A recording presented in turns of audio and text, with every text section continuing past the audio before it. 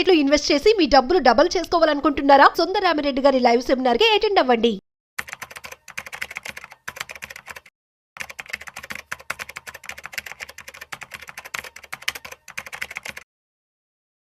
అనిల్ గారు నమస్తే సార్. నమస్తే అండి. Welcome to Vishnu talks. Thank you అండి. సో అనిల్ గారు, ఇప్పుడు గిఫ్ట్ సిటీ ద్వారా కానీ ఎన్ఆర్ఐలు ఏఎఫ్ ఇన్వెస్ట్మెంట్ చేసినా, లేదంటే మ్యూచువల్ ఫండ్ ఇన్వెస్ట్మెంట్ చేసినా, లేదంటే యూలిప్ లాంటి తీసుకున్నా కూడా వాళ్ళకి ఏదైనా స్పెషల్ యాడెడ్ బెనిఫిట్స్ ఏదన్నా ఉంటాయా అంటారా ఎన్ఆర్ఐలు అనే వాళ్ళు గిఫ్ట్ సిటీ ద్వారా ఇప్పుడు నేను చెప్పిన ఇన్వెస్ట్మెంట్స్ కనుక చేస్తే? చాలా బెనిఫిట్స్ ఉన్నాయండి. యాక్చువల్లీ ఫస్ట్ థింగ్ ఏంటంటే గిఫ్ట్ సిటీ అంటే ఏంటో తెలుసుకుందాం. ఫస్ట్ గిఫ్ట్ సిటీ అనేది Gujarat international finance tech city అనమాట. సో ఇక్కడ ఏంటంటే దిస్ ఈజ్ ఒక ఐఎఫ్ఎస్సి అనే కాన్సెప్ట్ ఒకటి ఉంది వరల్డ్ వైడ్. ఇదేంటంటే ఇంటర్నేషనల్ ఫైనాన్స్ సర్వీస్ సెంటర్స్ అంటారు. ఇండియాలో ఈ గిఫ్ట్ సిటీ ఒకటే ఈ ఐఎఫ్ఎస్సి అనమాట.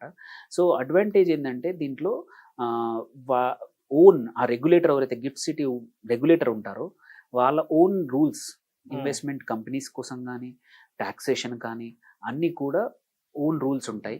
అండ్ ఆల్సో ఇంపార్టెంట్ ఏంటంటే ఆ ఫారిన్ కరెన్సీలోనే మనం అకౌంట్స్ ఓపెన్ చేసుకోవచ్చు. సో చాలా మటుకు ఏం చేస్తామంటే ఇన్వెస్టర్స్, ఎన్ఆర్ఐ ఇన్వెస్టర్స్కి ఇండియాలో పెట్టినప్పుడు ఈ కన్వర్షన్ దగ్గర రిటర్న్స్ ఇక్కడ బాగా కనబడతాయి. బట్ కన్వర్షన్ చేసేప్పుడు డాలర్కి అగైనెస్ట్ కానీ, ఆర్ పౌండ్కి అగైనెస్ట్ కానీ, ఆర్ ఎటువంటి అయితే ఫారిన్ ఎక్స్చేంజ్ ఏదైతే కరెన్సీ ఉందో అగైనెస్ట్గా ఇండియన్ రూపీ డిప్రిషియేట్ అయిందనుకోండి, ఈ వచ్చిన గెయిన్స్ అనేది అక్కడ సెట్ ఆఫ్ అవుతాయి. సో దానివల్ల ఇబ్బందులు వస్తాయి. అండ్ రూపీ నుంచి బయటికి తీసుకెళ్ళాలి మళ్ళీ అన్న కష్టం అనమాట. వేరేస్ గిఫ్ట్ సిటీ ద్వారా మనం డాలర్ డినామినేషన్లోనే ఇన్వెస్ట్ చేస్తున్నాం. సో మనకి ఇట్లాంటి ఇబ్బందులు ఉండవు. అది వన్.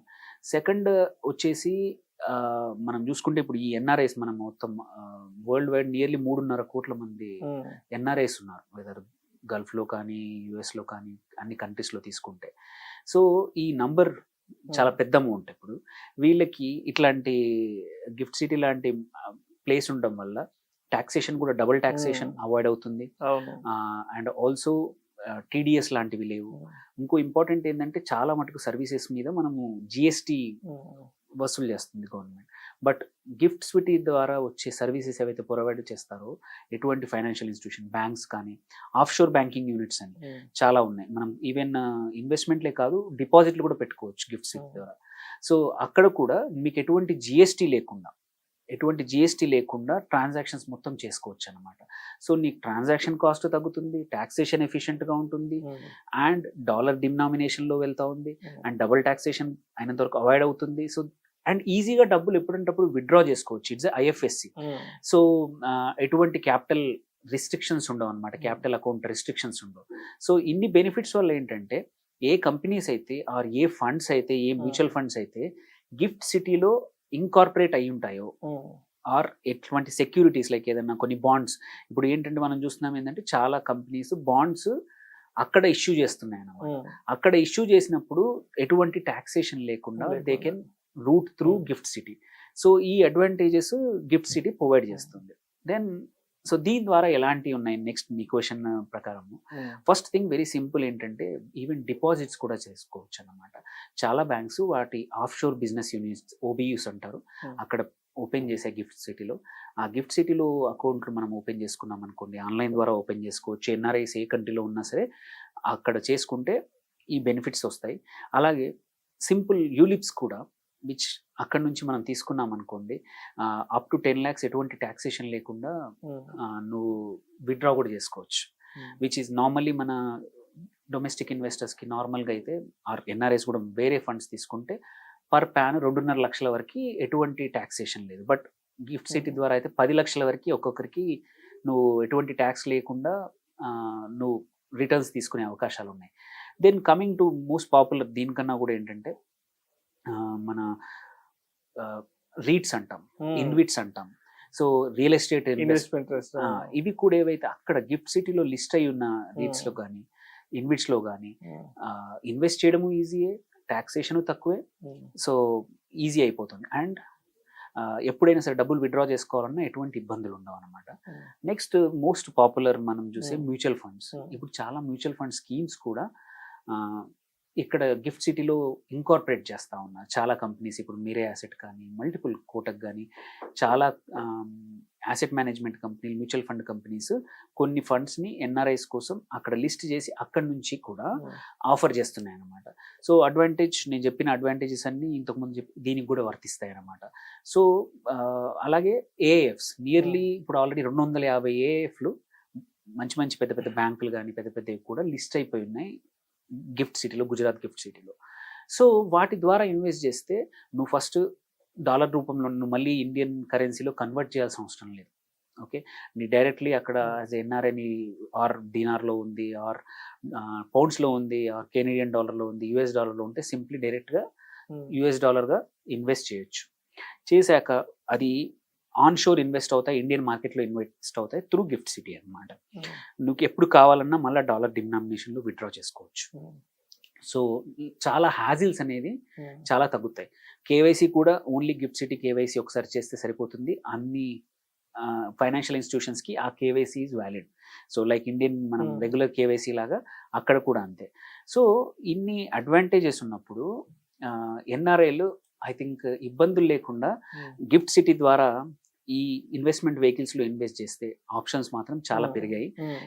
ఎస్పెషలీ లాస్ట్ 1 ఇయర్లో చాలా అంటే చాలా ఫండ్ హౌసెస్, బ్యాంక్స్ ఒక ప్రోడక్ట్ కంపల్సరీ వాళ్ళ పోర్ట్ఫోలియోలో ఇంక్లూడ్ చేస్తూ ఉంది గిఫ్ట్ నుంచి. ఇంతకుముందు ఒక చిన్న కేస్ స్టడీ, చిన్న ఎగ్జాంపుల్ చెప్తాను. ప్రీ గిఫ్ట్ సిటీ ఇంతకుముందు ఏం జరిగేది, ఇప్పుడు ఏం జరుగుతుంది, ఒక ఇన్వెస్టర్ది ఎగ్జాంపుల్ తీసుకుందాము. లెట్స్ ఒక ఎగ్జాంపుల్, ఒక ఇన్వెస్టర్ దుబాయ్ నుంచి ఉన్నాడండి. ఒక 1.5 crores ఇన్వెస్ట్ చేద్దాం అనుకుంటున్నాడు ఇండియాలో. అప్పుడు లిమిట్ ఆప్షన్స్ కొన్ని ఉండేవి ఒక 5-6 years back. Mutual funds NRE కానీ ఎన్ఆర్ఓ ద్వారా మనము ఇన్వెస్ట్ చేయాలి. ఫేమా రెగ్యులేషన్స్, ఆర్బీఐ కంప్లైన్స్ అన్నీ కరెక్ట్గా ఉండాలి.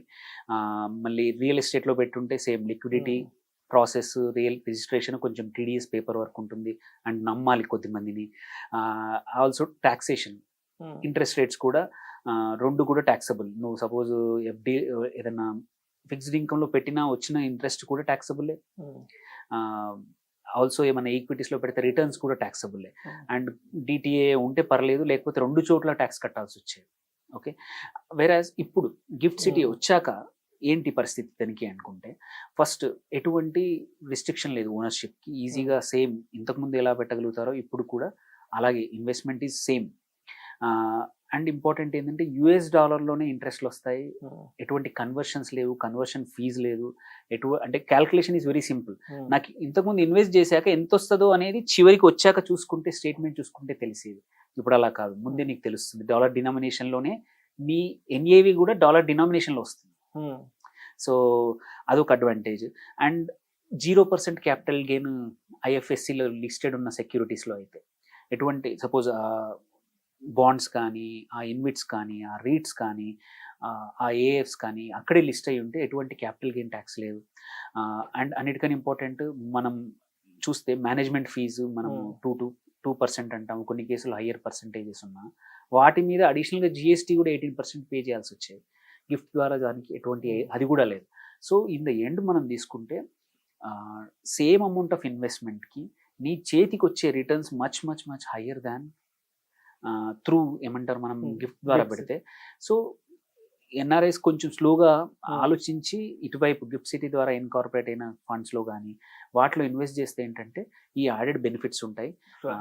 మళ్ళీ ఎప్పుడైనా డబ్బులు సపోజ్ వాళ్ళు కొద్దిమంది ఏంటంటే నేను చూస్తుంది ఏంటంటే క్లయింట్స్ ఇండియాకి వచ్చేది లేనిది డౌట్ఫుల్ ఉంటారు. అలాంటి వాళ్ళు ఈ రూపీ ద్వారా కన్వర్షన్ చేసి పెట్టి మళ్ళీ రిటర్న్ తీసుకునేప్పుడు ఇబ్బందులు పడతా ఉంటారు. అలా చేయలేక సర్లే అని మళ్ళీ ఇంకొక 2 ప్రాపర్టీలు ఇండియాలోనే కొనిస్తారు. సో ఉన్న ప్రాబ్లమ్స్కి ఇంకా 2, 4, 5 ప్రాపర్టీలు ఇక్కడ యాడ్ అయిపోతూ ఉంటాయి. వాళ్ళకి ఇబ్బందులు పెరుగుతూ ఉంటాయి. వాళ్ళు అక్కడ పని చేసుకోవడానికి ప్లస్ ఇక్కడ ఇబ్బందులకి, కాన్సన్ట్రేషన్కి చాలా ఇబ్బంది. అలా కాకుండా గిఫ్ట్ సిటీ ద్వారా ఏదైనా ఫైనాన్షియల్ ఇన్వెస్ట్మెంట్ పెట్టుకుంటే ప్రశాంతంగా జస్ట్ లాగిన్ చేసుకొని వాళ్ళ ఇన్వెస్ట్మెంట్స్ చూసుకొని ఈజీగా ఇన్వెస్ట్మెంట్ అనేది మేనేజ్ చేసుకోవచ్చు, కావాల్సిన రిటర్న్స్ పొందొచ్చు అన్నమాట. Right, thank you sir, thank you so much Anil garu. Thank you అండి.